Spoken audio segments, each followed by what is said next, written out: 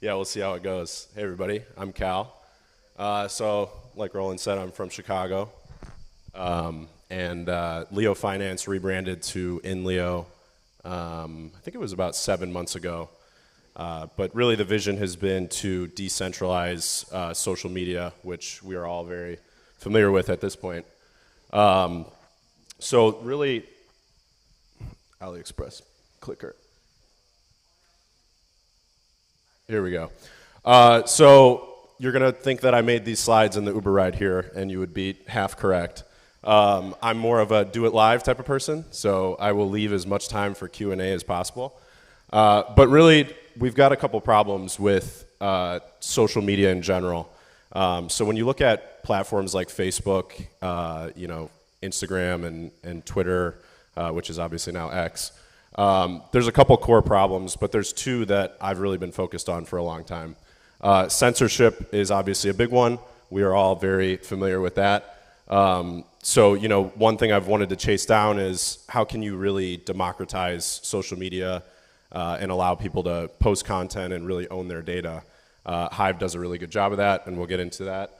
And then monetization. So, on existing social platforms, the majority of accounts that make money are the accounts that are obviously at the top. So the ones that are, the Mr. Beasts of the world that get the majority of views. So what I wanted to do is solve these two problems and do it using Hive. So I've been on Hive for, I think, 8 years now. And obviously, we're all familiar with how it started. And I think it did a great job of solving these problems from a technology standpoint. But from a usability standpoint, that's where things really needed to change. So Leo Finance started as a kind of crypto finance, community on top of the Hive blockchain. And then we kind of evolved over time, added new features, added new ways to do things. And as time went on, new features came out, and then we just decided, it's time to expand from just crypto finance and make it about more than that. So by solving, the problem of censorship, which is really, can you own your data? It's the problem that crypto in general solves. By having your own keys, you truly own your own money. And Hive allows people to do that by having their own keys and owning their own data.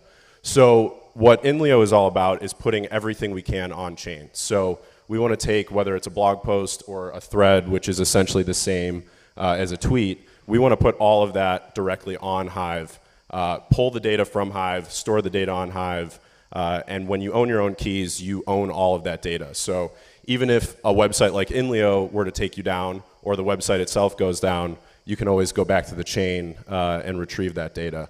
So you've got threads. Blog posts is what we're all very familiar with, have been for years. Shorts just came out in the last literally couple weeks. So it uses 3Speak's backend for videos, and then the front end we built really looks like TikTok. And we put all of that on chain as well. Polls we came out with about a year ago. So we've got one account, one vote, and then we've also got stake-weighted voting. Leaderboard, referrals, creator subscriptions, I'll kind of get into as well. And then the monetization aspect of things. So, we talked about solving censorship, which is really put everything on chain, allow people to own their account, which allows them to own their data. When you put everything on chain, you also have a really interesting way to solve monetization. And I'm melting up here from the sun. But, when you put everything on chain and you have tokenization, you can allow creators, even at the bottom, to earn a lot of rewards. So it allows people who have no following to come in, and even if they earn a penny, that's going to be a lot more than they earn on other social media platforms. So you look at like Facebook, Twitter, Instagram, and they've built, obviously, multi-billion-dollar businesses on the back of user-generated content. So when you put it on chain, you allow all these creators, no matter how small, to earn something for obviously being on the platform, whether it's a comment, a thread, a blog post. So that obviously has a really interesting solution in terms of monetization. You'll always have people that kind of stem towards the top. So there's obviously people on Hive that we all know and love who earn a lot of rewards, and then you've got a whole spectrum down from there. But what's really interesting is if you went to another platform, you would earn absolutely nothing. So that monetization aspect is obviously very interesting. And then from there, we've got Premium, which, we essentially built this platform and then said, how do we create monetization around, the whole platform, the whole ecosystem? So obviously other platforms like Twitter and Facebook monetize through ads, and we do as well. But another thing I wanted to look into was creating premium accounts. So you can essentially turn your account on INLEO, your Hive account, into a premium account by paying monthly, and then you basically get access to extra features. And those extra features, basically just make the platform more fun to use. But at the end of the day, they monetize the token. So 100% of the revenue generated from that actually buys the Leo token, and that's what drives its value. And then creator subscriptions, that's something that's actually going to go live probably right after Hive Fest, as soon as I'm available to not be here and be in front of the computer. But that's going to allow basically Substack-like features on top of the Hive blockchain. So you'll be able to encrypt your content on Hive, and then you'll actually be able to sell a monthly subscription to other users, and they'll be able to view that private content. So technology, I've talked a little bit about it, but obviously when you put everything on chain, you need a place to do that. There's, and I was talking to Matt from Splinterlands earlier, a lot of people ask, why do you build on Hive? What's the point? There's a lot of other blockchains out there, but Hive has some really unique features, especially for a platform like us, to allow us to put everything on chain. So, if you look at other blockchains, like obviously the notorious, Ethereum, where most people, hopefully I don't fall, where most people build stuff, the key difference is Hive allows us to put all this data on chain very cheaply through resource credits. So I think that's one of the most interesting systems that's ever been built for mass data storage, especially at a social level. So we've built everything on Hive largely for that reason. Then you also have the existing community. Obviously we have all of you guys, and then we have all the people at home who use Hive on a daily basis for whether they're playing Splinterlands or using 3Speak or using INLEO. There's so many different things that you can do on Hive. So tapping into an existing user base, especially one familiar with the ideas of decentralized social media, is obviously a great thing. And INLEO started about 5 years ago, so we've been doing it for a while on Hive. And then you've got the various APIs that we've built, which has always been planned to go open source in the long run. So really just allowing the technology we've been building to basically be used by other platforms. And then, like I mentioned, we've got Premium and then creator subscriptions, which are about to come out. And those allow people to actually monetize their account, and it uses HBD as the payment system for that. HBD, obviously, if you don't know, it's a stable coin, and I think obviously one of the best decentralized stable coins out there. But there's a lack of usage in the real world. A lot of different people have been tackling that issue, and I'm excited to see that, and INLEO is one of them. And then aggregation technology, something that I'm really excited about is LeoDex. So we've been building that for the last 6 months or so. It's built on Maya protocol, but what we've done is aggregate the Hive blockchain to Maya. So we allow Hive and Hive tokens to get traded across Maya. That solves another interesting problem for me, and obviously I have a financial background, but the interesting problem has been that Hive is not available on that many exchanges. A lot of people want to buy Hive and trade Hive and use it, but there's not very many places to do it these days. So, decentralized exchanges are slowly gaining more market share, whether you look at Uniswap or Thorchain or Maya. So my goal has been, how can we get Hive to those places? And aggregation technology has been kind of the solution for that.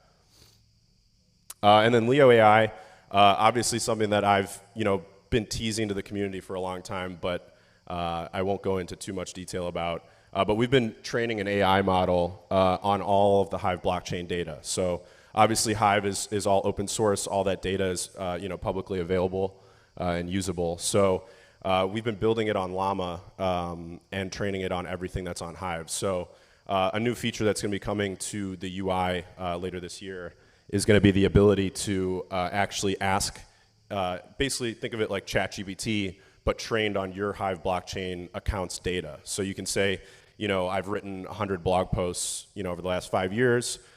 Which blog posts have performed the best, and what are some, kind of key things that are similar about those blog posts? So you can basically ask, just think of it like a personal ChatGPT that's trained on everything on Hive. And I think that that's going to be a really interesting use case. ChatGPT has made OpenAI obviously a ton of money. One of the reasons for that is the $20 a month subscription. So we're going to be bundling Leo AI into the premium account that people can get on INLEO. So that kind of just furthers the monetization around the Leo token. So look out for Leo AI later this year. And then I saved some time for Q&A. I'm not sure how much time. But if you guys have any questions, feel free to raise your hands and Roland will jump around. We have 5 minutes for questions, and I'd directly like to start with one. And you mentioned the API in your tool. Is this already available? Can we use it for what? Yeah, good question. So there's, I don't even know how many APIs at this point. Some of them are open, so there's certain ones like people have been pulling premium data, on accounts that are premium. And then there's other APIs that are available through Leo Dex. I'd say probably about 10 to 15 are open source right now. But I really, over time, want to just open source all of them. Okay, more questions. Right. Hello there, Carl. It's Brian of London here. The creator subscriptions thing is interesting. Yeah. You're going to be doing email integration, because I think that's really hard to do, but I think it's an absolute killer app if it's a Substack-like thing with email. With email. Yeah, that's a good question. There's no plan to do email with that right now, but I do think that could be obviously a really interesting integration. The question is, how would you integrate the encryption layer of that? So I think we could do something interesting where we take people's email addresses, and then it sends you basically a link to the encrypted URL. So I think it would be doable, but no plan on that right now. I'll just a little follow up on that. Yeah. I actually don't think that the important part of Substack is the content that you pay for. I think that creators who just give everything away and use the correct language to ask their audience to support them do better anyway. And I am looking for someone on Hive, and I just don't have the time, to create that system where every one of your posts gets mailed out to your private mailing list. And in the shape of what you're doing, asking for the money back, rather than the encryption side of it. Yeah. So yeah, I mean, if you wanted to do just all your content the way you're already doing it, I think the cool thing is that we're building this creator subscription model.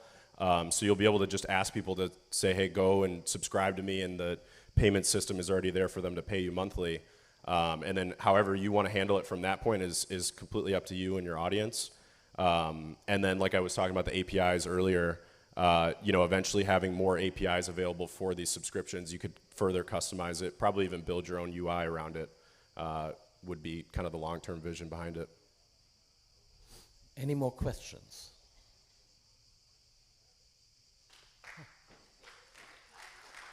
There are a few. Wait a second and have an extra applause. Do you have any plans to integrate with VSC? I feel targeted. I think we are probably the best, one of the best platforms to integrate with VSC. With us and Splinterlands, we're some of the biggest tokens on the Hive blockchain right now.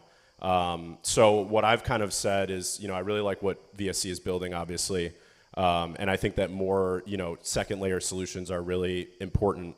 And I've always talked about how I believe the layer one should stay, layer one. It should stay very base level, and then the second layers that you build on top of it are very important. So I think what we're going to do is build in parallel. So what I want to see is, when VSC is ready, allow us to launch a token on VSC that runs exactly, identical to the one we've got on Hive Engine, and see those run in parallel for a while, and then either, pick the fastest horse or see if it's possible to just keep both. So, we've integrated with Ethereum, Polygon, BSC, and Arbitrum, and then obviously with the aggregation tech on Maya. So I'm very much a believer in like a multi-chain future, and I think that includes layer twos. So I don't see any reason why we shouldn't be built both on Hive Engine and VSC, and really just find ways to integrate, kind of all the solutions in one. Yeah, so VSC is ready now. You could write contracts and deploy them to our testnet. Let's talk later. Yeah, yeah. I'm definitely interested to talk later, and I've been talking with Vaultec a lot as well, so definitely interested. One last question. Someone? Someone? No? She's laughing because I'm melting up here. Yeah, it's But feel free to ask more questions. I'm good. It's like a sauna. It's a free sauna. It's actually a public sauna. Okay, ladies and gentlemen, a round of applause for Khalil. Thank you very much for enduring the sauna.